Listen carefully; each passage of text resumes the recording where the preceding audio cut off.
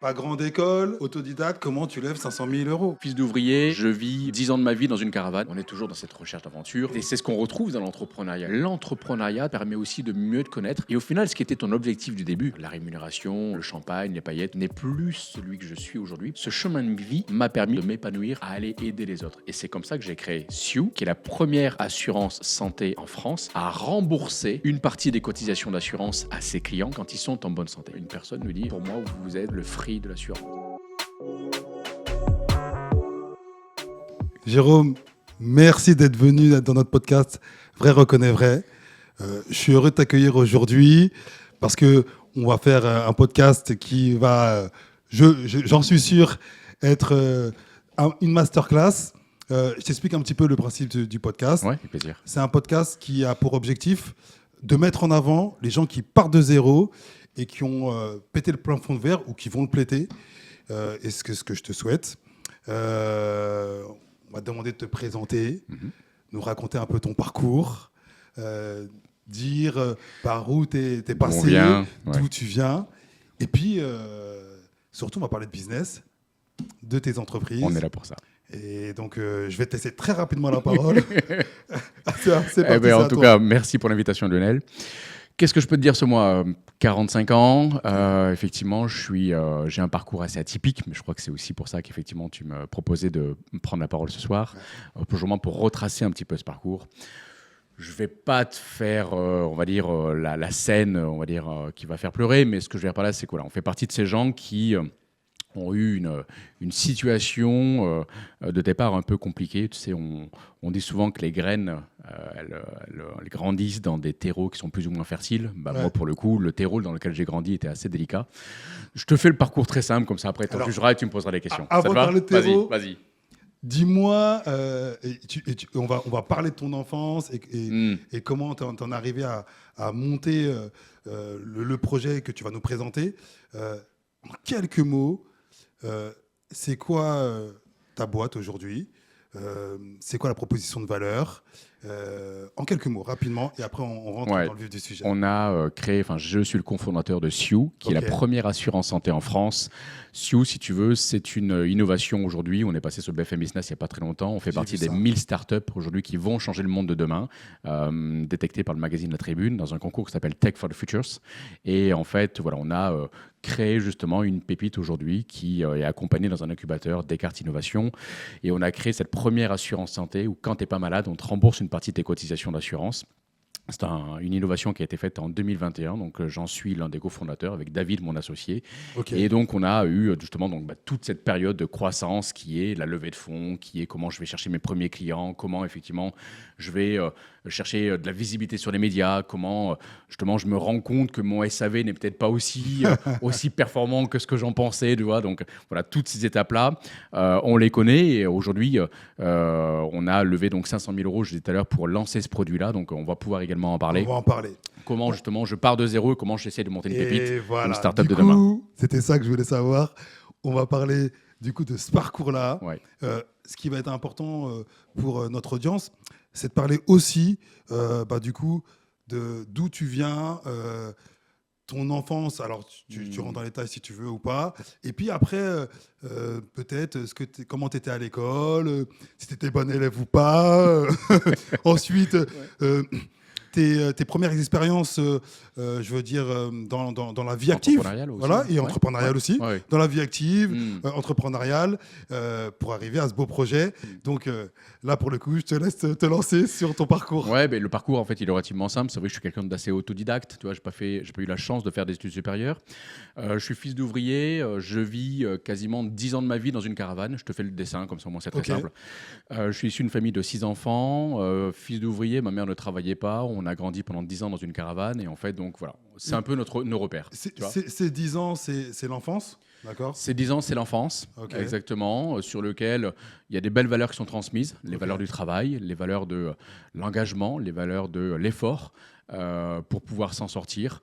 Ça, c'est effectivement le terreau dans lequel effectivement j'ai grandi et qui m'amène rapidement à essayer d'avoir envie de faire quelque chose de ma vie, tu vois. Est-ce que quand tu te retrouves dans cette situation-là, tu te dis, j'ai envie pour ma famille est-ce que c'est un moteur qui va te permettre de te dire j'ai envie pour ma famille de mieux, d'autres choses. Est-ce que ça fait partie des déclics finalement qui t'ont permis de te lancer dans... Aujourd'hui, c'est un élément de motivation. Ok. Je pense qu'on a besoin, quand tu te lèves chaque matin, de savoir pourquoi tu te lèves. Et justement, l'idée de prendre peut-être une revanche sur la vie est un élément de motivation. On a chacun effectivement tous notre fameux pourquoi, le fameux why. Pourquoi tu te lèves, pourquoi tu fais de podcast, pourquoi effectivement tu vas te défoncer à faire 70 heures par semaine. Et effectivement, l'idée de ne pas retomber dans cette condition sociale quelque part qui a été un peu la mienne. Mais je n'ai pas été le seul. On parle souvent d'Anthony Bourbon, par exemple, Bien sûr. qui, Ouais. d'Oussama Abar. Ouais, bien sûr. Voilà, effectivement, on a comme ça quelques personnes qu'on connaît qui ont vécu des situations bien pires, peut-être même parfois. Et donc, je pense qu'il faut savoir s'en servir comme étant une force.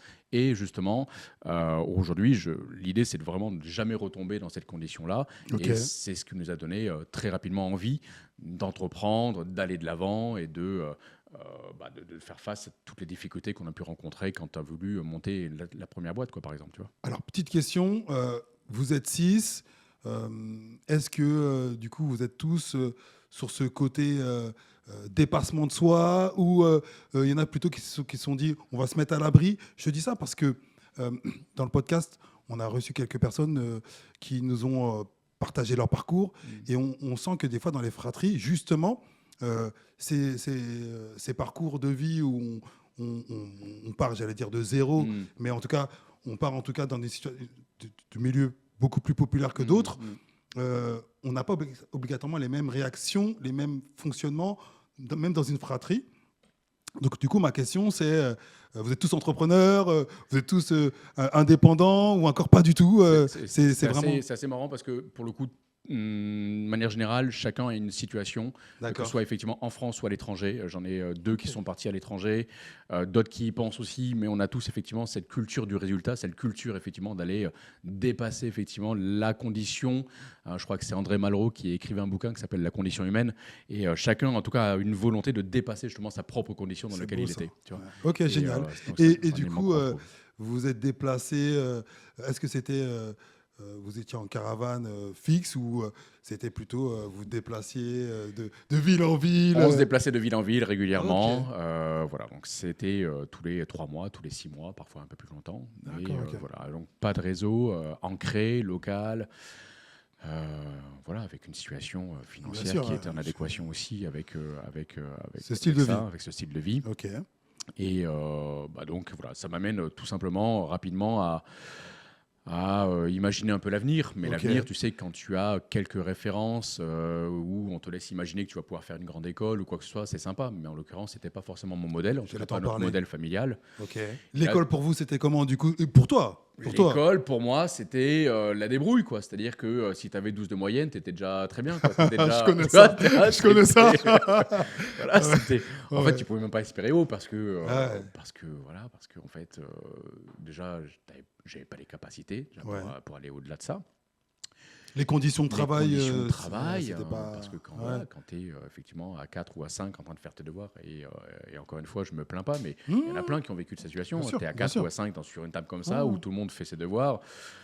C'est pas forcément, t'as pas le PC pour aller sur Internet pour aller trouver les informations, quoi. Tu vois ce que je veux dire? C'est-à-dire que toi, tu prends ton dictionnaire, Larousse, et tu vas chercher la définition pendant qu'il y en a qui sont sur Internet. Tu vois. Bien sûr, et qui l'ont déjà trouvé. Qui l'ont déjà trouvé. Exact, et qui l'ont déjà trouvé, tu vois. Ok. Donc, et du coup, tu décides d'arrêter l'école tôt, tu fais des longues études, tu vas jusqu'au bac. Ouais, bac économique et social. Okay. Attention, option sciences politiques. Donc, c'était là. Il y avait un projet derrière ça. Il y avait un projet, tu vois, je me dis, il faut faire l'ENA, il faut faire Polytechnique. Non, en fait, oublie tout ça.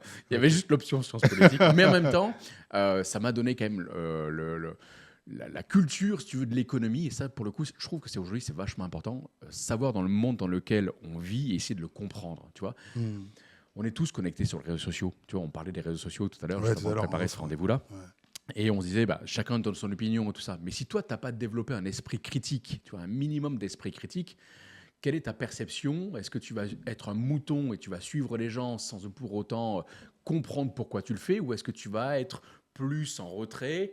Alors, Tu as ce fameux Jean-Claude Van Damme qui parlait d'être aware, tu vois. L'idée, c'est pas non plus d'être complètement aware, mais l'idée, c'est de pouvoir, pour le coup, comprendre, analyser et te dire, OK, si j'y vais dans cette direction, c'est que je l'ai compris, tu vois. Et donc, voilà, donc, pour le coup, ces études m'ont développé chez moi.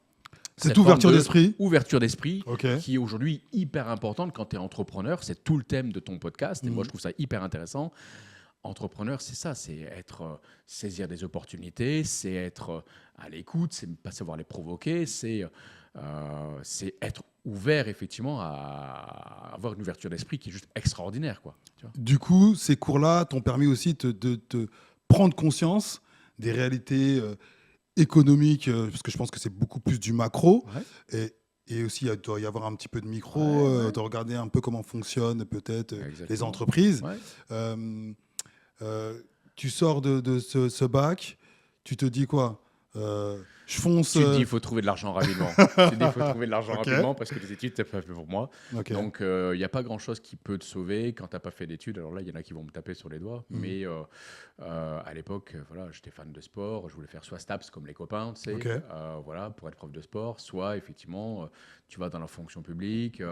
Bon, ben là, voilà, il y avait un métier qui était fait pour moi, gardien de la paix, donc, police nationale. Ok, top. Je tente un concours, ok, ça passe. Et là, je me fais un an de classe d'école de police. Et là, je rentre dans une... Et là, j'ai fait pendant 10 ans. Pendant 10 ans, je rentre dans la police nationale. Voilà. Ce qui te plaît, c'est le côté aventure. Alors, parce que je te dis ça parce que je me pose toujours la question, c'est quoi le déclic des gens qui vont vers la police nationale? Est-ce que c'est se dire, j'aime l'ordre, j'aime... voilà. Est-ce que c'est le sport ou est-ce que c'est le côté aventure? J'aime bien les trois. Je prends les trois. Tu vois, tu m'as tendu la perche sur les trois. Je prends les trois parce que les trois... Le sport, oui. Clairement, voilà, toutes les semaines, tu fais un sport. Ok, l'aventure, oui, parce que chaque jour, tu sais pas ce qui va se passer. Tu vas faire une intervention, tu vas ouvrir une porte, tu vas pas savoir ce qui va se passer derrière. Tu vois, est-ce qu'il y a un danger, le côté de l'adrénaline, tu vois, c'est super intéressant. Le troisième? Le troisième, est-ce que c'est le côté l'ordre? L'ordre, oui, la rigueur aussi. Quand tu es dans une grande famille, tu as souvent de l'ordre, tu as souvent de la rigueur. Pour que ça fonctionne, pour que ça fonctionne. Sinon, c'est du n'importe quoi. Tout le monde fait ce qu'il veut. Il n'y a pas d'heure à laquelle tu viens de manger, et ainsi de suite. Tu vois. Nous, il y avait de l'ordre. Et effectivement, je retrouvais cet ordre-là, justement, dans la police nationale. Et c'est ce qui m'a plu. Et c'est ce qui a fait que j'y suis resté pendant une dizaine d'années. Alors, bien évidemment, sur des missions différentes. Je commençais en commissariat. J'ai été CRS pendant 3 ans. Et puis, j'ai fait de la protection rapprochée avec un homme qui n'était pas inconnu de nom, Nicolas Sarkozy, parce que j'étais ce qu'on appelle au SPHP, le service de protection des hautes personnalités. En fait, c'est un service dans lequel tu es garde du corps et tu fais la protection de personnalités étrangères qui viennent en visite en France. Ah ouais.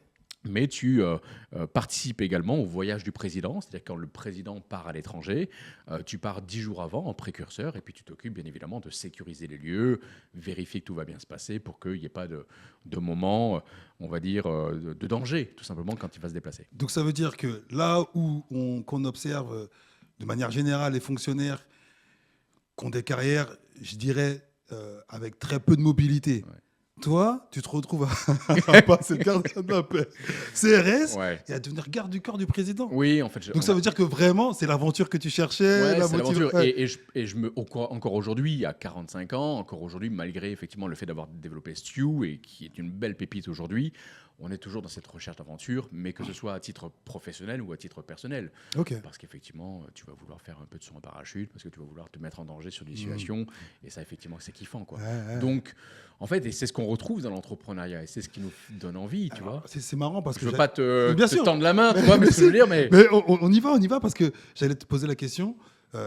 C'est vrai que dans l'imaginaire collectif, les fonctionnaires et l'entrepreneuriat, c'est à des années-lumière. C'est des constellations totalement différentes. Et c'est vrai que les fonctionnaires, on a tendance, parce que c'est pas le cas de tous, à penser que ils vont chercher une stabilité, ils vont chercher effectivement une carrière. Ils vont pas aller se mettre en difficulté. Et d'ailleurs, c'est pour ça qu'ils vont dans la fonction publique, parce qu'ils se disent c'est la sécurité de l'emploi. On l'a déjà entendu. En sécurité de l'emploi. Et donc du coup, quand tu quittes la fonction publique, alors tu vas nous expliquer, tu quittes la fonction publique pour l'entrepreneuriat, qu'est-ce qui se passe?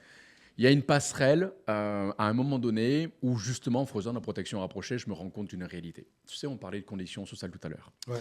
Quand tu fais la protection d'hommes, de femmes qui vont gagner peut-être en un mois ce que toi tu gagnes en un an, tu ne peux pas rester spectateur de cette réalité. Tu vois, c'est comment derrière tu interprètes ce que tu es en train de voir. Est-ce que tu décides de rester spectateur d'une situation ou est-ce que tu décides de prendre ton destin en main? Et là, si tu veux, moi, il m'a fallu quelques mois pour me rendre compte que il y a des gens qui vont gagner 15, 20, 30, 50, 80 000 euros, je dirais en un mois. Toi, c'est même pas ce que tu gagnes en une année. Tu vois ce que je veux dire? Il va falloir 3, 4, 5 ans, peut-être 10 ans pour gagner l'équivalent. OK.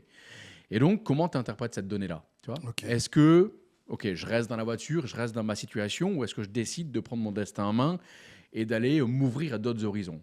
OK, et tu l'as dit, effectivement, quand tu es fonctionnaire, tu as un plan de carrière avec une grille de rémunération et ainsi de suite.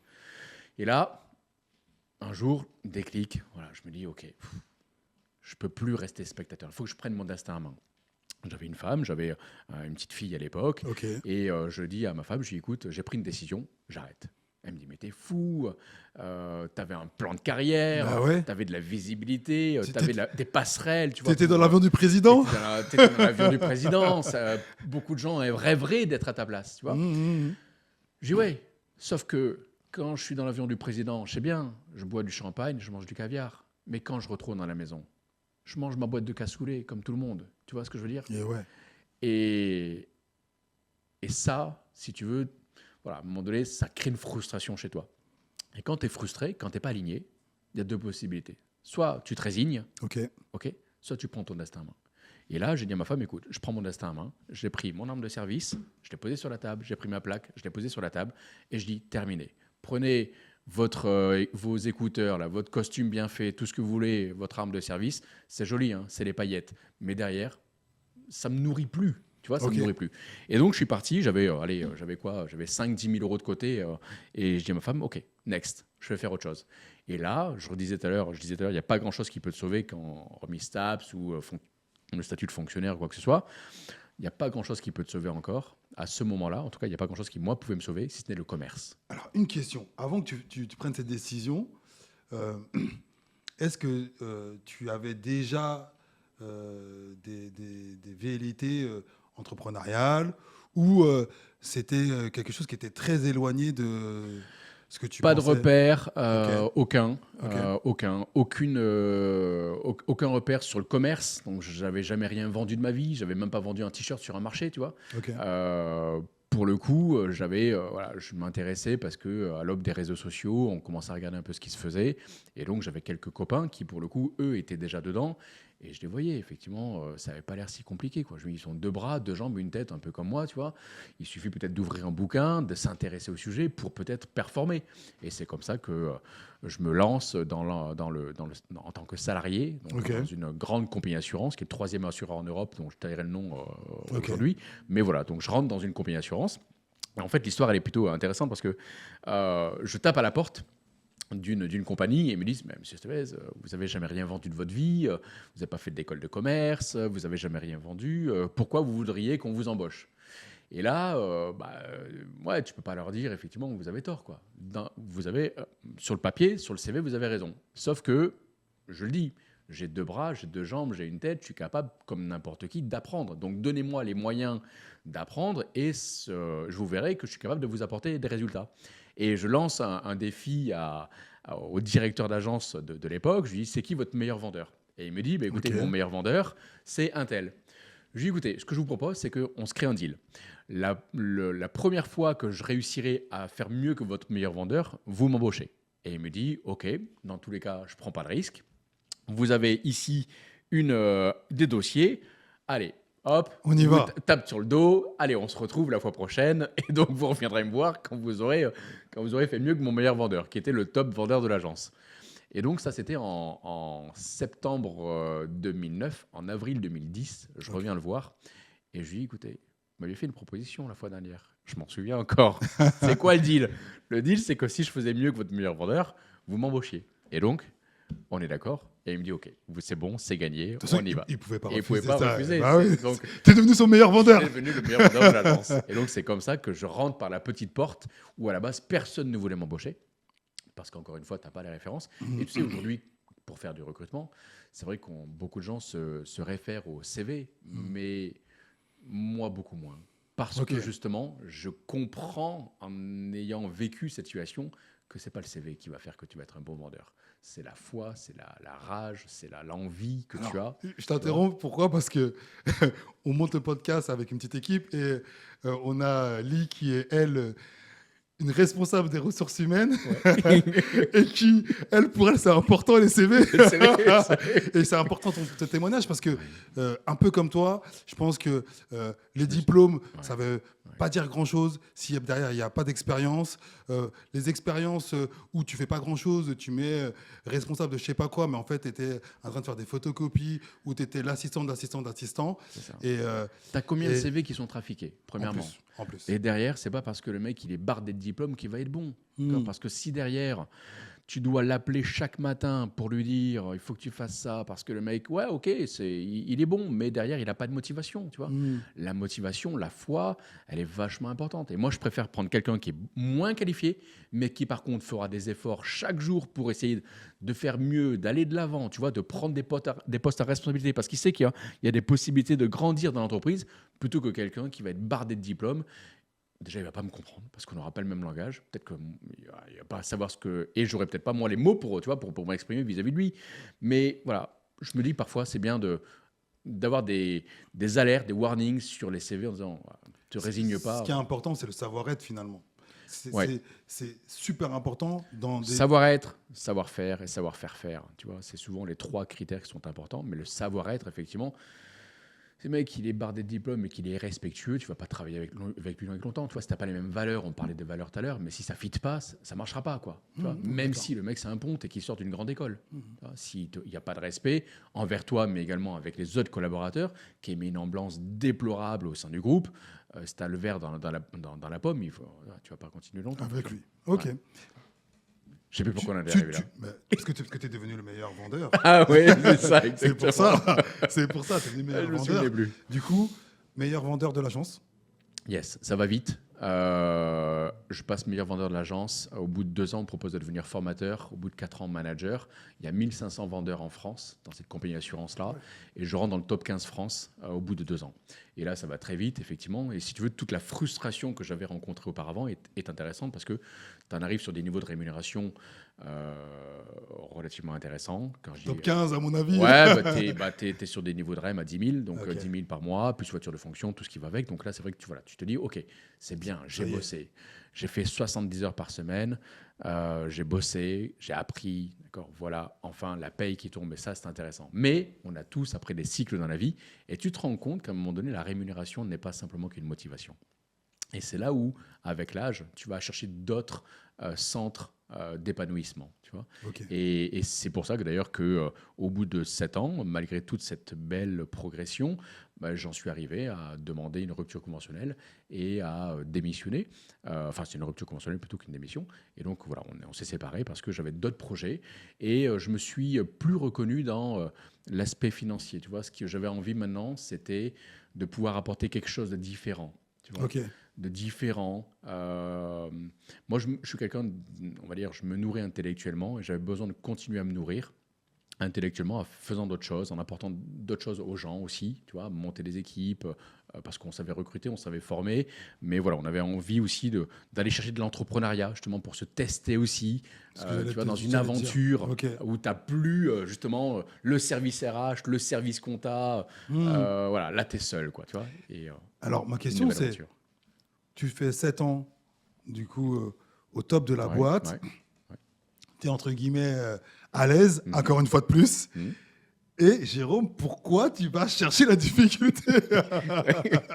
Parce qu'elle manque, tu vois, cette odeur de la salle de sport, là, tu sais. Tu vois, moi, je suis un ancien combattant. Pendant 15 ans de ma vie, j'ai fait des sports de combat. Et cette odeur, tu sais, la salle de sport, ça sent un peu la sueur. Un peu la sueur. Moi, j'adore cette odeur. L'odeur du sac, des gants là, qui sont un peu usés. Parce que tu sais que là, tu vas travailler. Tu sais que tu vas te faire mal. Ouais, tu sais que tu vas te faire mal, tu sais que tu vas apprendre. intellectuellement, mais tu vas apprendre sur toi aussi. Tu vois comment je peux être quelqu'un de meilleur. Tu vois comment je peux arriver à mieux me connaître en me mettant à l'épreuve. Tu avais fait le tour, c'est ça? Quand tu es dans ta zone de confort, tu n'apprends plus rien. Tu n'apprends plus rien. On a tous des cycles dans la vie. Tu vas avoir un cycle de 5 ans, 7 ans, 10 ans. Totalement. Voilà, je comprends exactement ce que tu dis parce que c'est des choses qu'on vit régulièrement. Et je dis souvent, ceux qui restent sur leur prime parce qu'ils ont vécu une super époque à la vingtaine et ils pensent que c'est ça la solution, ils n'ont pas compris que c'était un cycle, il fallait passer à un autre cycle. Et du coup, je pense que justement, moi je le dis, c'est des cycles de 6, 10 ans, comme ça, hop, et on avance. Et je pense que c'est une des clés, c'est mon avis, de l'épanouissement. Tu vois, se réaliser. Moi je dis souvent aux gens, réalisez-vous, essayez de vous épanouir.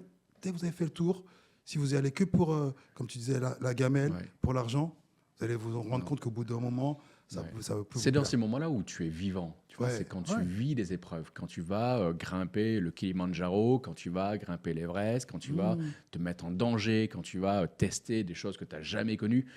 Waouh, tu as le sentiment qu'effectivement, tu découvres une partie de toi-même. Tu vois. Et je pense que ce cycle-là, tous les 5, 7, 10 ans, ça dépend des personnes, mais il existe. Quoi, clairement. Tu vas vers l'entrepreneuriat, du coup? Je vais vers l'entrepreneuriat et là, on repart à zéro. Tu pars à zéro. C'est-à-dire que c'est reset à chaque fois. Tu dis que tu as les compétences, là. Tu dis que tu as les compétences. Tu penses que tu as les compétences. Sauf que tu oublies une chose. C'est qu'en fait, tu viens d'une structure où tu avais, comme je disais tout à l'heure, ton pôle RH, tu avais ton pôle compta, tu avais le secrétariat qui faisait l'administratif. Et là, l'entrepreneuriat, tu te dis, c'est bien, en fait, tu te prends pour un king, tu vois. Tu te prends pour un king parce qu'en fait, pendant des années, on t'a dit que tu étais un king. Sauf que là, tu pars à zéro, tu vois. Tu passes par la case de Monopoly, mais tu ne touches pas les 20 000, tu vois. Tu repars à zéro. Et là, tu découvres la réalité. Et là, tu dis, waouh, le juridique, la comptabilité, l'administratif, le recrutement, c'est beaucoup pour un seul homme, tu vois. Bien sûr. C'est beaucoup pour un seul homme. Qu'est-ce que je fais? Je le fais seul, je m'associe, tu vois. Et avec qui je m'associe? Ton premier projet, alors rentre dedans. Oracle, réseau de courtiers. Premier marketing de réseau en France, où on vendait de l'assurance. Tu connais IAD, Pépite qui vaut plus d'1 milliard aujourd'hui. Réseau, marketing de réseau tel que Herbalife, tel que effectivement Tupperware, Amway ou d'autres. Ils sont à 50 km de chez moi. Le siège est à 50 km. Je passe tous les jours devant chez eux. Et je vois les têtes de constellation de chez eux. Ils me font rêver. Ils me font rêver. Pourquoi ils me font rêver? Parce que fut un temps, quand je faisais du recrutement, j'en appelle un. S'il voit ce podcast, il se reconnaîtra. Et je lui dis, écoutez, j'aimerais bien vous recruter. Et il me dit, mais monsieur Estevez, il me dit, mais je suis bien trop cher pour vous. Vous n'arriverez jamais à me recruter. Vous n'êtes pas le carnet de chèques. Et j'ai compris à la suite, en m'intéressant au marketing de réseau, qu'il y avait des effets de levier qui étaient énormes. Quand toi, tu fais 8 heures dans ta journée, mais que tu arrives à recruter 3, 4, 5 personnes, ce n'est pas 8 heures que tu as fait, c'est 40 heures dans la même journée. Et que derrière, il y a des différentiels avec des positions où chacun va prendre un pourcentage, et ainsi de suite. Je dis, mais ça, c'est un business en or. Tu vois, je lance le premier marketing de réseau en France dans l'assurance et on a recruté une 40aine de personnes comme ça. Quelques semaines. Et là, ça va vite. Lille, Bordeaux, Tours, Lyon, ça va super vite. Et en fait, les gens se disent, marketing de réseau d'assurance, ça n'existe pas. Il faut le faire. Depuis, il y a des initiatives qui ont été faites dans ce sens-là. Mais à l'époque, ça n'existait pas. Je te parle de 2018. Et là, ça va super vite. Mais on se retrouve face à une réalité, c'est qu'on ne se structure pas. Et c'est ce que je disais tout à l'heure, c'est que tu viens d'une industrie où tout est structuré, la compta, la RH, et ainsi de suite. Et là, tu vas dans l'entrepreneuriat. Mais si tu n'es pas un minimum préparé, tu te casses la gueule. Bien sûr. Et je te le donne en 1000, il m'a fallu 2 ans pour me casser la gueule là-dessus. Parce que ça a été trop vite. Ça a été trop vite. Trop fort, trop vite. Trop vite, trop fort. Pas de formateur, pas de manager. Chacun faisait un peu ce qu'il voulait, de la façon dont il voulait. Pas de pôle de formation. Bref, c'était la zizanie. La jungle, tu vois. C'était vraiment... Chacun faisait ce qu'il voulait. Alors, c'était sympa. Hein. Il y avait une bonne ambiance. Tu vois, mais par contre, quand tu montes un business... La bonne humeur, c'est sympa, mais c'est pas ce qui fait tourner le business. Tu t'associes sur ce business-là? Je m'associe. Et je fais une erreur de m'associer. Pourquoi alors? Dis-nous si c'est pas indiscret. J'adore cette personne-là. Et si elle voit ce podcast, je l'invite à revenir vers moi. Mais je m'associe avec mon meilleur ami.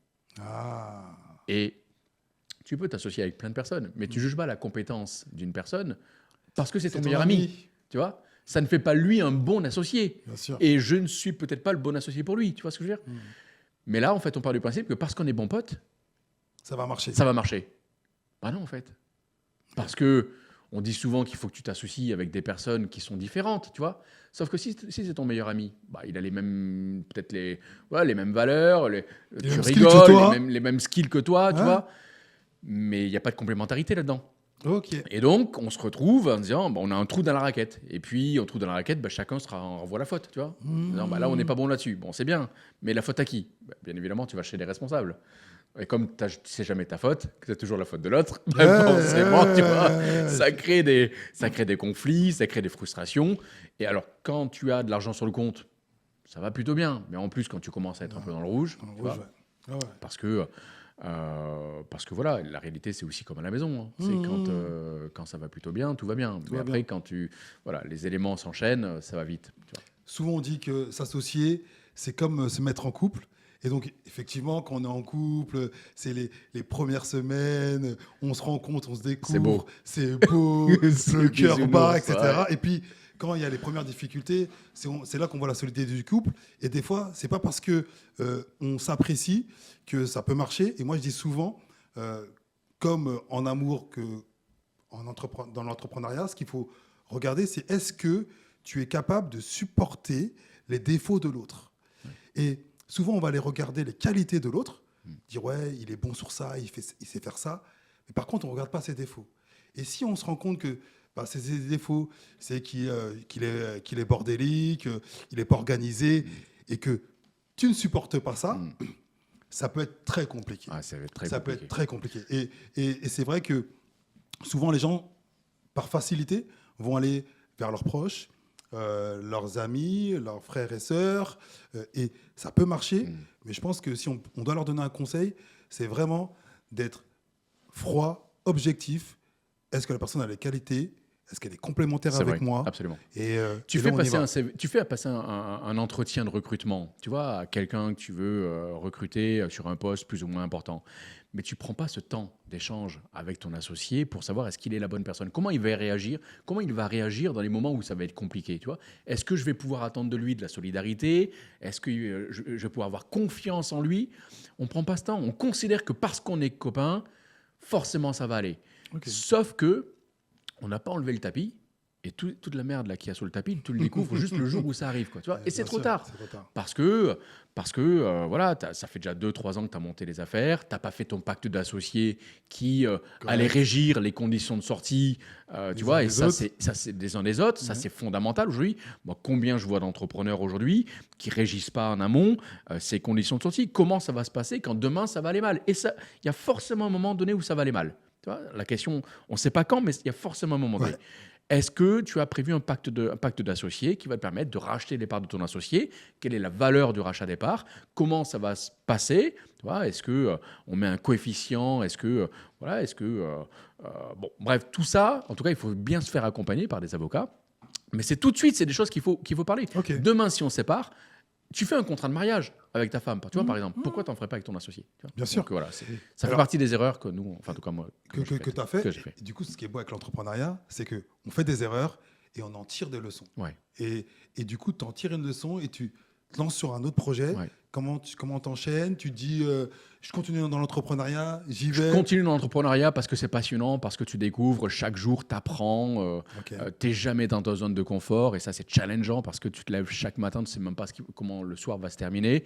Je monte une deuxième société qui est un cabinet de conseil en assurance, sur lequel je travaille avec des clients plutôt patrimoniaux. Donc ça, c'est une société qui existe encore aujourd'hui, qui génère un peu de chiffre d'affaires tous les ans.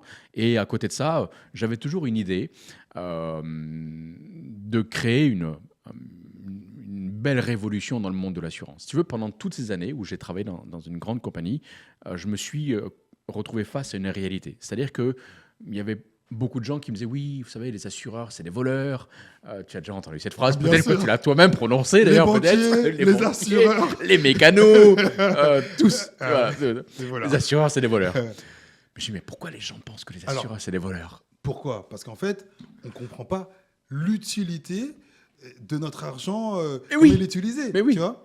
Les gens... Mais c'est normal. Alors, parce que quand tu n'as pas de sinistre, tu dis, mais je paye à fond perdu. Mon assurance maison, mon assurance voiture, ma mutuelle. Mais je suis rarement malade. Pourquoi j'irais payer ? Et là, tu te dis, tu passes à Paris, tu vas voir tous ces immeubles haussmanniens. Et là, tu te dis, je ne vais pas citer de nom. Si, moi, je les cite. Tu les cites. Générali. Alliance. Générali. Voilà, tu vois. Et tu peux mettre BNP, Société Générale. Bien sûr. Voilà, tu les mets tous. Et là, tu dis, waouh. Et ils se font de l'oseille sur mon dos quand même. Et tu vois ? Ils ont trouvé la la martingale. Tu vois ce que je veux dire ? Sauf que c'est moi qui, tous les mois, fais le chèque. Tu vois que c'est prélevé sur mon compte. Et à côté de ça, donc oui, ça, c'est une réalité. Mais je me dis, OK, comment, tu vois, on peut innover sur un marché qui est presque saturé ? Je suis un junior, je sors de nulle part, encore une fois. Tu vois ce que je veux dire ? J'ai 10 ans juste d'expérience dans l'assurance, mais je sors de nulle part. Et à côté, il y a des histoires personnelles.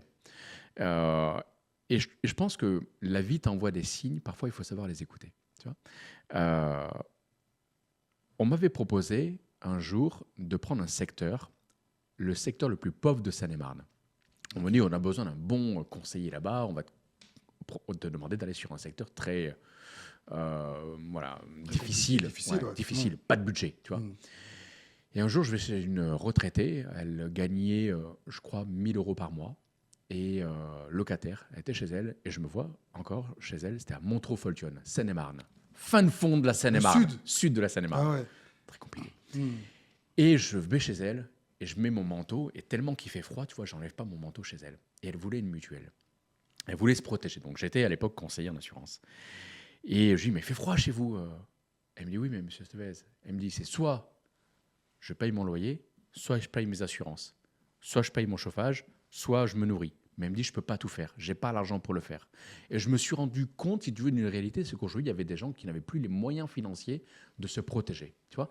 Et des histoires comme ça, tu en as une, tu en as deux, tu en as trois. Un jour, j'ai une femme qui vient me voir avec ses enfants et elle me dit, j'aimerais bien mettre en place une mutuelle pour mes enfants. Elle me dit, parce que je ne suis pas à l'abri, voilà, si demain ils sont malades, je veux qu'ils soient protégés. Je dis, OK. Je dis, vous avez combien d'enfants ? Je crois qu'il fait 3 ou 4 enfants. Je dis, OK. Vous avez les dates de naissance ? Elle me dit, non. Mais par contre, la mutuelle, c'est juste pour celui-ci. Je lui dis, alors cela, qu'est-ce qu'on fait ? Elle me dit non. Elle me dit, j'ai pas l'argent pour les protéger. Tu vois ? Donc, c'est-à-dire que tu es père ou mère de famille et tu dois faire un choix de protéger un enfant plutôt que les autres parce que tu n'as pas les moyens financiers, tu vois, de les protéger. Encore une fois, si je te donne la donnée comme ça, tu vois, qu'est-ce que tu en fais ? Est-ce que tu dis, je m'en fous, tu vois, c'est mon métier, je rentre chez moi, je suis insensible, tu vois, je vois, voilà. Mais quand on vient d'un milieu populaire comme nous... Ou est-ce que tu es sensible, tu vois ? Est-ce que derrière, ça te donne, tu vois, un peu la chair de poule ? Et tu dis, mais t'es père de famille, tu vois, t'es père de famille, t'es mère de famille, tu peux pas rester insensible comme ça, tu vois ? Quand tu vois tes enfants, ton enfant, t'as pas les moyens de le protéger, tu vois, il faut que tu fasses quelque chose. Tu vois ? Moi, aujourd'hui, je suis devenu cette personne, c'est-à-dire qui est le premier à ouvrir le carnet de chèques, sortir le portefeuille, et dès que je peux aider, j'aide. Tu vois ? Et c'est ça qui est intéressant, c'est-à-dire que l'entrepreneuriat te permet aussi de mieux te connaître. Et au final, ce qui était ton objectif du début, ce qui était le mien au début, c'est-à-dire la rémunération, le champagne, les paillettes, tout ce que tu veux, n'est plus celui que je suis aujourd'hui. Pourquoi ? Parce que ce chemin de vie m'a permis justement de m'épanouir à aller aider les autres. Et c'est comme ça qu'on a créé, donc on avait fait Oracle, j'ai créé un cabinet qui s'appelle Consigne pour Finance, un cabinet de conseil, et c'est comme ça que j'ai créé Sioux, qui est la première assurance santé en France à rembourser une partie des cotisations d'assurance à ses clients quand ils sont en bonne santé. C'est totalement fou. Mais c'est totalement fou. Parce que, je t'interromps, le but de l'assureur, c'est d'engranger. Oui. À la base. Et pas se dire, je vais réfléchir à si je vais redistribuer ou pas. T'engrangerais. Donc toi, tu pars de ça en te disant, OK, je vais gagner peut-être un peu moins d'argent, mais et je vais faire plus de bien et tu vas mettre du sens finalement dans ton business. Et on va continuer à gagner de l'argent parce qu'on est quand même une société, on n'est pas philanthrope. Mais par contre, on va rogner sur nos marges. On va rogner sur nos dépenses. Plutôt que d'avoir des hôtels haussmanniens, tu vois, en plein cœur de Paris, eh ben, peut-être qu'on va avoir des bureaux un peu plus petits, tu vois, et peut-être que le prix du mètre carré sera plus faible, tu vois. Donc, plutôt que d'aller s'engraisser, et je ne veux pas passer pour le Robin des Bois, mais plutôt que donneur de leçons, mais ce que je veux dire, voilà, plutôt que de continuer à vouloir s'engraisser, il y a d'autres possibilités, et nous, on a fait ce choix. Encore une fois, la vie est une question de choix. Soit tu continues à cautionner des modèles, et tu les acceptes, soit tu décides de faire autrement. Si tu as la possibilité de faire autrement, ok, go, vas-y, avance. Et donc, on a comme ça fait une levée de fonds, parce que bien évidemment, monter une société comme celle-ci, ça demande un accompagnement, ça demande beaucoup de moyens, parce que tu pars de zéro, encore une fois. Souvenons-nous du chemin, d'accord, salarié, monte cabinet de conseil, vas-y. Du coup, excuse-moi, vas-y. Tu te retrouves un petit peu à être un challenger pour les grosses assurances, grosses boîtes d'assurance, un peu comme, toute proportion gardée, un peu comme Free, qui arrive et qui dit, écoutez, c'est pas possible de c'est marrant à parce des que prix c'est marrant comme ce ça. que tu dis, parce que pas plus tard qu'il y a 15 jours, on a un avis Google et il est visible où une personne nous dit j'adore ce que vous faites, pour moi vous êtes le Free de l'assurance. Totalement. Et je te jure que quand tu as ce genre de témoignage, tu te dis enfin on a compris la mission qui était la nôtre, tu vois, parce qu'on parle de mission. Et enfin j'ai le sentiment, je suis serein, tu vois. Enfin, j'ai le sentiment de faire quelque chose de juste. Non plus pour moi, je m'en moque. Mais enfin pour les autres. Parce que si cette dame-là, elle avait eu peut-être une assurance comme Sioux, elle n'aurait peut-être pas fait le choix, elle n'aurait peut-être pas dû faire le choix, en tout cas, d'assurer un seul de ses enfants. Elle les aurait peut-être assurés tous, parce qu'elle savait que derrière, si, admettons, ils n'étaient pas malades, ils allaient pouvoir récupérer, tu vois, leur cotisation. Donc, modèle nouveau, modèle qui parfois peut faire peur, tu vois, à certains, qu'on va peut-être déranger ou pas, tu vois, mais en tout cas, une vraie volonté. Mais comme Uber est arrivé sur le marché, avec les taxis, ils ont fait peur à tous les taxis, tu vois. Bouger, ma plaque de taxi valait 150, 200 000 euros. Du jour au lendemain, elle a perdu 100 000. Donc voilà, qu'est-ce que je vais devenir Il révolutionne le marché. Mais aujourd'hui, quand tu utilises l'application Uber, c'est exceptionnel, quoi. Il y a d'autres modèles comme ça dans d'autres pays ? J'ai entendu dire qu'il y avait des initiatives du côté outre-Atlantique, parce que comme je disais tout à l'heure, moi j'ai 2 frères qui sont outre-Atlantique, et donc j'ai entendu qu'il y avait des initiatives comme ça. Mais l'idée justement, c'est d'aller très rapidement. Est-ce que j'allais dire, faut aller vite là. Bien sûr. Et c'est pour ça qu'on est en train de faire une levée de fonds aujourd'hui pour accélérer justement dans le déploiement de Sioux. On a levé 500 000 € pour lancer ce produit-là. Alors 2 secondes. Vas-y. Je t'interromps. Parce que on parle du jeune qui était en caravane, qui lève un demi-million. Un demi-million d'euros aujourd'hui. Ok. Pas grande école, non. Autodidacte. Comment tu lèves 500 000 €? Dis-nous quelques tips. 500 000 €, c'est un peu d'argent. Ah oui, 500 000 €, c'est un peu d'argent. C'est un petit peu d'argent, effectivement. 500, un demi-million d'euros, c'est un peu d'argent. Et surtout quand tu n'as pas de réseau. Non, mais surtout quand tu pars de rien. Tu n'as pas de réseau. Tu sais, on parlait de Nicolas Sarkozy tout à l'heure, quand tu es effectivement, tu as un nom, tu es fils d'eux, forcément que tu as fait des grandes écoles, c'est facile en fait. Tu as le carnet, tu as l'agenda. Enfin, je peux comprendre que ça se passait comme ça. Tu sais, l'agenda, tu as les numéros de téléphone de tout le monde, tous les anciens copains, et ils ont tous des postes à responsabilité, ils sont directeurs commerciaux, tout ce que tu veux. Ok. Comment tu lèves 500 000 € auprès d'une cinquantaine de personnes? 50 personnes. On a aujourd'hui 50 personnes au capital qui sont des actionnaires en Love Money. Magnifique. Que des personnes de ton entourage que tu vas aller rencontrer, d'accord, et à qui tu vas expliquer non pas le produit, mais la révolution que tu as envie de monter. Tu vois ? C'est quoi l'impact social ? Qu'est-ce que tu as envie de faire ? Viens me raconter l'histoire. Tu vois ? Et là, ils te suivent parce que ça a du sens. Et là, je te jure qu'ils te suivent. Parce que tu vas aller les voir. Si je peux donner 2-3 conseils, ça ne se passe pas au téléphone. Il faut que tu ailles le voir. Il faut que tu ailles le voir. Il faut que tu ailles lui parler, non pas dans les yeux, tu vois, tel que je te regarde là. Il faut que quand tu lui parles avec le cœur. Tu vois. Mais quand tu es convaincu de l'impact que tu veux avoir sur le monde et que tu as envie de changer la donne. Tu dis stop, on arrête.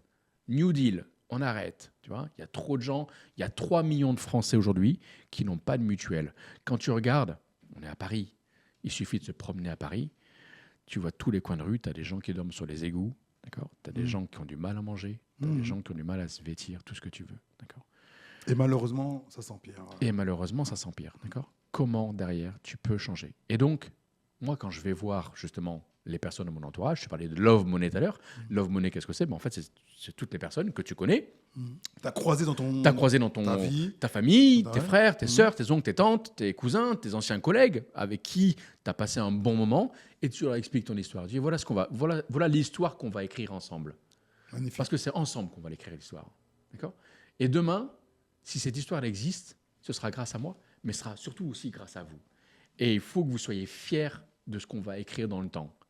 Et effectivement, quand tu vas voir justement ces personnes-là, alors il y en a plein qui te disent, qui vont te trouver des histoires, tu sais, non, c'est compliqué, et pas de souci. C'est possible. Ok, pas de problème, tu vois. Mais il y a aussi des gens qui vont croire en toi parce que pendant toutes ces années, tu as été quelqu'un de réglo, tu as été quelqu'un de franc, tu as été quelqu'un de loyal, et ça paye avec le temps. Okay. Et c'est là où ils te disent, ok, sois réglo. Si tu as été tu vois, si tu as fait l'anguille, tu n'as jamais été trop clean, voilà, c'est compliqué. Mais si tu as toujours été droit, et c'est là où, pour le coup, je remercie mes parents de m'avoir donné cette droiture et cette rigueur morale, en tout cas, cette morale qui est vachement importante chez moi, c'est que ça paye. Et effectivement, tu as des personnes comme ça qui vont te donner 500 €. Et ces personnes qui vont te donner 500 €, Lionel, c'est des personnes qui en gagnent peut-être 1200, 1300, mais parce qu'elles ont envie de participer à l'aventure. Je vais te raconter une histoire vraie. Un jour, j'embauche quelqu'un pour faire des travaux chez moi. Donc quelqu'un qui venait de lancer son entreprise, tu vois. Et il me dit, mais je lui raconte cette histoire. Il me dit, moi, j'ai pas beaucoup de moyens. Par contre, j'aimerais vraiment pouvoir participer à votre aventure. C'est quoi le minimum ? Je dis, le minimum, ça serait 500 €. Et donc, il me dit, ouais, moi, je le fais tout de suite, tu vois. Parce qu'il avait compris et pour lui, il ne pouvait pas rester non plus insensible à ça. À ce projet. Tu vois. Et donc, ça va de 500 à 80 000 €, par exemple. Magnifique. Moi, ce que je comprends, c'est que tu as réussi finalement à convaincre les gens. Et d'ailleurs, tu me donnes envie d'investir dessus. Tu m'as bien vendu le truc. Et franchement, en plus, voilà, il ne faut pas se mentir, quand tu es dans des projets, ce que je vais appeler ESS, d'économie sociale et solidaire, tu dis, OK, on va faire de l'argent. Les gars, on n'est pas là non plus pour pas en faire. On va faire de l'argent. Mais en plus, on va faire du bien. Donc, on y va, quoi. On y va, on n'a pas de... On bégaye pas. Non, on n'a pas de soucis. Ouais. Ok, c'est magnifique. Ce que je voulais discuter aussi avec toi et échanger avec toi, c'était... Siou, ça se lance en quelle année ? Aujourd'hui, ça fait combien de CA ? Vous êtes combien dans la boîte ? Vous en êtes où ? Quelques KPI, pas de souci. Siou, ça a été créé en 2021. On a fait 2 ans d'R&D. Il y a eu 2 ans entre le moment où je me lève un matin et j'ai l'idée et le moment où le produit sort. On sort le produit en avril 2023. Il est en ligne depuis avril 2023. Ah ouais, et donc, on a fait 2 ans de recherche et développement. Bien évidemment, tu fais appel à des avocats pour valider ton concept parce qu'entre juste l'idée et puis effectivement la faisabilité, tu vois, parfois tu as un monde, quoi. C'est bien d'avoir une idée, mais si derrière, effectivement, juridiquement, ça passe pas, tu vois, ça peut être un peu compliqué. Donc, en tout cas, donc 2 ans d'R&D. On fait cette levée de fonds de 500 000 € avec effectivement donc cette démarche qui est d'aller à la rencontre de l'autre. Et puis, on se fait également accompagner par des cabinets de conseil qu'on appelle des leveurs de fonds qui vont effectivement te structurer, dire OK, on va... tu vas donner quoi aussi en échange, tu vois ? Parce que OK, je rentre au capital, mais qu'est-ce que tu me donnes en échange, tu vois ? Bien évidemment, donc c'est des parts, donc il faut que tu évalues aussi le nombre de parts où tu es capable de te diluer, tu vois, combien de parts je vais te donner en échange. Et puis, donc on lance ce produit en avril 2023, et là, le plus dur reste à faire. Bien sûr. Parce que tu as un projet, tu as une idée, mais si personne ne le connaît, il n'y a personne qui l'achètera. Tu passes du PowerPoint à la réalité. Le fameux PowerPoint à la réalité. Sur le PowerPoint, c'est magique. C'est magnifique. Bien sûr. Tu l'as travaillé 18 fois, ton PowerPoint, donc il est prêt. Maintenant, comment tu vas être capable de commercialiser ton produit, le faire connaître, le faire acheter, Tu vois, c'est 2 étapes différentes, parce qu'il y a un temps d'adaptation, parce que tout ce qui est nouveau peut faire peur aussi. Alors, je crois comprendre, sur la partie commerciale, il n'y a pas trop de soucis, parce que... mais le marketing digital, pour le coup, était quelque chose de nouveau pour moi, tu vois, parce que moi, j'ai toujours vendu en front, tu vois. Le marketing digital était nouveau, donc il a fallu connaître les codes. D'accord. Tu vois, c'est quoi les codes aujourd'hui? Aujourd'hui, beaucoup de... tu avais les Shopify, donc le digital, tu as quelques formations aujourd'hui accessibles en ligne, mais pour moi, c'était complètement nouveau. Et donc, comment, effectivement, je crée un cycle de vente d'un produit qui est en ligne jusqu'à la finalisation. Et là, tu es obligé de recruter des équipes, des directeurs marketing, des gestionnaires de projet, et puis derrière des sales, du SAV, et ainsi de suite, tout ce qui va avec, quoi. Ok. Vous êtes combien aujourd'hui, tu m'as dit Aujourd'hui, il y a 8 personnes. 8 personnes. 8 personnes dans l'équipe. Et l'idée, c'est justement de lever 1 million d'euros à l'heure où on se parle pour accélérer dans le déploiement de Sioux et créer toute une gamme de produits d'assurance autour de ce modèle win-win. Ou en clair, quand tu n'as pas de sinistre, on te rembourse une partie de tes cotisations d'assurance. Magnifique. Ton CA en 2024, tu penses qu'il va être à la hauteur de combien? On le dépasse. On est en avance de 25% par rapport au prévisionnel. Donc, on devrait faire un demi-million d'euros à l'heure où on se parle. Pour la première année, pour le premier exercice. Ce que j'allais dire, c'est le premier exercice. Exercice. Complet. Premier exercice. Et là où on était super surpris, et tu sais, moi, je suis quelqu'un de... Aujourd'hui, j'écoute beaucoup, je regarde. Aujourd'hui, on a chaque mois entre 800 et 1200 personnes qui font un devis sur notre site. Beaucoup de gens vont vouloir passer sur BFM, vont devoir payer. Parce que la réalité, c'est celle-ci. Si tu veux passer dans un média, Forbes, BFM, tu payes les agences de com. Même ils t'appellent pour que tu payes. Qui vont te placer. J'ai des coups de fil, des appels. Exactement. Bien sûr. Nous, on est passé complètement gratuitement. Aujourd'hui, on a chaque mois entre 800 et 1200 demandes qui arrivent sur le site. On a un coût d'acquisition client qui est quasiment 50% moins cher que le marché. Pourquoi ? D'ailleurs, c'est pourquoi en fait. Pourquoi quand on va dans certaines manifestations à Paris, on a des gens qui nous disent c'est bien ce que vous faites, c'est juste énorme. Il y en a qui nous disent j'en ai marre de vous voir le matin, quand je prends mon téléphone, vous êtes la première personne que je vois. En fait, on a craqué les codes quelque part un peu de l'assurance en étant juste authentique. Tu vois ? Je pense qu'il faut arrêter de vouloir endormir les gens avec des publicités mensongères, parfois exagérées. Je pense qu'il faut redonner du sens à ce qu'on fait. Et j'ai le sentiment que ce qu'on fait, on le fait avec des valeurs. Et ça, aujourd'hui, c'est plutôt bien perçu. Alors, là, on a parlé effectivement de tout le business model et de ce développement. Une petite question, parce que je suppose qu'il y a dû y avoir des galères dans ce parcours-là depuis 2021. Est-ce que tu peux nous donner très rapidement une petite anecdote, une petite galère que tu as vécue et que tu as solutionnée et comment tu l'as solutionnée? Parce que je trouve que c'est important de raconter le parcours, mais de dire aussi que voilà, c'est pas facile. Parce que quand on l'entend comme ça, on a l'impression... Non. Je peux le faire. Non, c'est pas comme ça. La réalité, c'est qu'aujourd'hui, nous, on a eu beaucoup de difficultés sur le SAV, par exemple. Parfois, tu es emballé. Tu vois, t'es emballé par le projet, ça va super vite. C'est extraordinaire ce qui se passe, mais tu en oublies les fondamentaux. Et en même temps, tu peux pas être bon partout. Tu vois, c'est Bernard Tapie qui disait que le meilleur entrepreneur, c'est celui qui sait recruter les bonnes personnes et les mettre aux bons endroits. Bon, nous, on a pendant longtemps mis du temps à se rendre compte qu'on avait oublié de mettre le bouchon dans la baignoire. Tu vois. Alors c'est bien, hein. Tu as du nouveau client qui rentre. Mais on avait un service client qui était juste déplorable. Donc ça, par exemple, c'est une expérience qu'on a appris en disant, OK, c'est bien en fait de recruter, c'est bien effectivement de faire rentrer des nouveaux clients, mais si derrière de mon nouveau client, je m'en occupe pas ou je m'en occupe mal, il va partir. Tu as mis quoi en place? Derrière, on a recruté un chef de projet qui, lui, s'occupe de toute la partie SAV. On a mis en place des positions qui, aujourd'hui, avec des outils CRM, nous permettent de piloter, écouter les conversations téléphoniques, avoir des suivis en temps réel sur ce qui est fait, ce qui n'est pas fait, et ainsi de suite. Tu fais comme les grands, en fait. C'est-à-dire que tu t'es pas dit, on va faire du bricolage, tu te dis, on va aller directement... À le faire, fais-le bien. Fais-le bien. Même si au début, tu bidouilles avec ton fichier Excel, et on parlait d'un PowerPoint tout à l'heure, tu bidouilles. Mais voilà, tu es obligé de passer par là. Ça fait partie donc des choses qu'on a appris sur le tas en disant c'est bien, en fait, on ne comprend pas. On rentre 1200 contacts par mois, mais derrière, on en perd X. Et là, tu dis, il faut prendre un peu de recul. Okay. Et donc, il faut mettre en place des stratégies. Prochaine étape, donc levée de fonds de 1 million. 1 million d'euros. Des VC, Love Money, BA. Club BA. Okay. Club BA, fonds VC. Aujourd'hui, et pouvoir redonner la possibilité à nos actionnaires historiques de remonter au capital une nouvelle fois. Okay.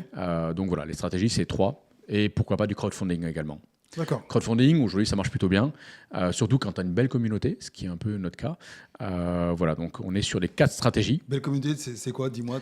Alors on n'est pas, non, on est sur plusieurs milliers d'assurés, plusieurs milliers de followers, plusieurs milliers de followers sur Instagram. On est présent sur TikTok, on est présent sur Facebook. T'as beaucoup plus d'assurés également, mais on est beaucoup plus d'assurés. C'est-à-dire que tu as plus d'assurés que de followers. Aujourd'hui, alors bien évidemment, il y a des budgets publicitaires derrière. Tu connais le marketing. Quand tu mets du budget publicitaire, bien évidemment, tu vas avoir aussi des abonnés. Donc l'idée, c'est de pouvoir justement se challenger un peu là-dessus. Et on aimerait bien atteindre d'ici la fin d'année 10 000 abonnés sur Instagram. Donc aujourd'hui, on est encore un peu loin, mais voilà, on essaie de mettre en place des outils là-dessus. Ok. Est-ce que tu dirais que tu en es là parce que justement, finalement, c'est tout ton parcours qui t'a permis d'arriver là, ou c'est concours de circonstances, ou comme certains diront, mais il a de la chance, Jérôme. Mais là, Jérôme, c'est parce qu'il connaissait un tel. Tu crois sincèrement que j'ai eu de la chance? Non, je te dis ça parce que c'est des choses que bien sûr, on entend souvent, et que les entrepreneurs, on leur renvoie en disant, mais c'est pour toi. Et c'est pour ça que je vais chercher un peu sur ça, parce que c'est un message que j'aime passer dans le podcast, c'est de dire qu'en fait, je ne dis pas que c'est pour tout le monde, mais en tout cas, si on se donne des moyens, et t'en es la preuve, on peut aller loin. Donc, comment tu vois ça quand on te fait ce type de réflexion? Moi, je pense qu'il n'y a pas de chance, en tout cas, j'y crois pas. Okay. Je crois par contre au fait d'être acteur. Peu importe ta condition sociale, peu importe ton milieu d'origine, que tu aies grandi dans une caravane, que tu aies grandi dans une cité, que tu sois issu de l'immigration, que tu sois...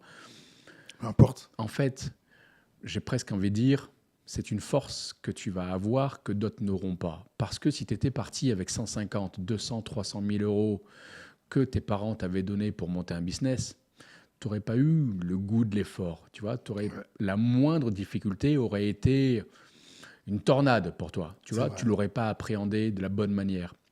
Sauf que quand tu as vécu pendant quasiment toute ta vie des tornades, tu vois, des tornades, en fait, tu t'en fous d'être décoiffé, quoi. Tu vois, tu t'en fous d'être décoiffé.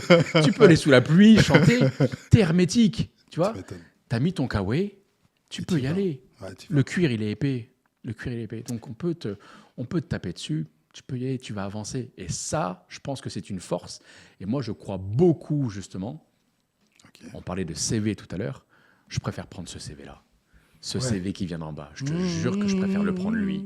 Celui qui vient d'en bas. Celui qui a faim, qui a la dalle. Tu connais cette franchise J'ai la dalle. Bien sûr. Voilà. Moi, je l'aime bien, cette franchise, non pas parce qu'elle fait les meilleurs sandwichs, mais parce que j'aime bien l'expression J'ai la dalle. Et j'aime bien dans le business avoir cette expression J'ai la dalle. Quelqu'un qui vient me voir et qui me dit J'ai la dalle, j'ai envie demain d'être à votre place, j'ai envie demain de prendre des postes. Ah, là, tu me plais. Pourquoi? Parce que tu te dis, s'il cumule ce qu'on a dit tout à l'heure, le savoir-être, l'honnêteté et qu'il a la dalle, c'est un bijou. Même si... La compétence, tu vas l'acquérir. Voilà. Mais au moins, tu as les aptitudes. Tu vois, les aptitudes, je ne pourrais jamais te les donner. Parce que c'est ta condition. Par contre, je pourrais te donner de la compétence. Tu vois. Donc, il y a une différence entre aptitude et compétence. Tu vois. Totalement. Donc, et on va chercher effectivement des aptitudes quand on fait du recrutement. Je pense que c'est bien d'aller chercher des aptitudes, des prédispositions. Tu vois. Derrière, tu ne cours pas le 100 mètres en 8 secondes, ce n'est pas grave. Mais tu as une prédisposition. En tout cas, tu en veux. Tu es prêt à aller chaque matin sur la piste, même s'il vente, il neige, venir courir. Et ça, c'est intéressant. On est en train de terminer le podcast, on est sur la fin. Est-ce que tu peux me dire si tu as un livre, un film, peut-être un dicton que tu martèles tout le temps, qui est important pour toi, qui a été un déclic, ou une musique que tu écoutes encore aujourd'hui, des fois dans les moments compliqués? Ce que tu dis là, je pense que quand tu es entrepreneur, c'est vachement important. Tu as besoin toi-même d'être accompagné, tu sais. Totalement.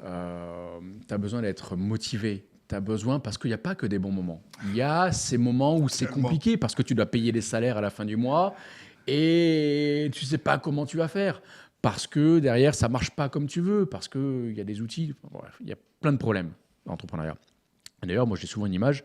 Je dis que l'entrepreneur, c'est celui qui est dans une locomotive, mais qui va s'arrêter chaque jour, chaque matin pour enlever la pierre qui lui empêche d'aller, de continuer son chemin, ainsi de suite. Et donc, alors, pour répondre à ta question, on a la chance aujourd'hui d'être connecté, donc et de suivre quelques personnes, mais la lecture, je pense, aujourd'hui est vachement importante. Okay. Et moi, je m'inspire beaucoup des personnes publiques, politiques, étrangères. Martin Luther King, par exemple. Quand tu vois aujourd'hui qu'il a été capable de rassembler 250 000 personnes aux États-Unis, de soulever des populations, les faire sortir de leur zone de confort, de révolutionner, voilà, ça. Après, voilà, il y a comme ça des hommes qui sont inspirants. Sur lequel aujourd'hui je suis beaucoup, je regarde beaucoup l'histoire. En termes de livres, je pourrais t'en donner un. J'ai eu la chance d'échanger avec son auteur. Le livre s'appelle Lagnac et il a été écrit par Rodolphe Pedro. L'histoire de Rodolphe Pedro, si je m'en souviens bien, c'est quelqu'un qui sort de nulle part, qui est dans une école à Savigny-le-Temple, en Seine-et-Marne, pas très loin de chez nous, et qui se fait un peu malmener au lycée, et qui, pour le coup, commence à vendre des téléviseurs, je crois, un peu comme Bernard Tapie l'avait fait au tout début. Et donc, voilà, il monte une société, puis une autre, et aujourd'hui, il y a un empire de dingue. Et en fait, il t'explique dans son bouquin que c'est Lagnac. Le titre s'appelle Lagnac. C'est un bouquin qui a 15 ans déjà aujourd'hui, mais qui a... voilà, la volonté, la foi que tu peux croire à la religion, mais je pense que c'est essentiel déjà de croire en toi à la base, avant déjà de commencer à croire à quelqu'un d'autre. Et cette niaque que tu vas retrouver, cette volonté que tu vas retrouver, elle est fondamentale.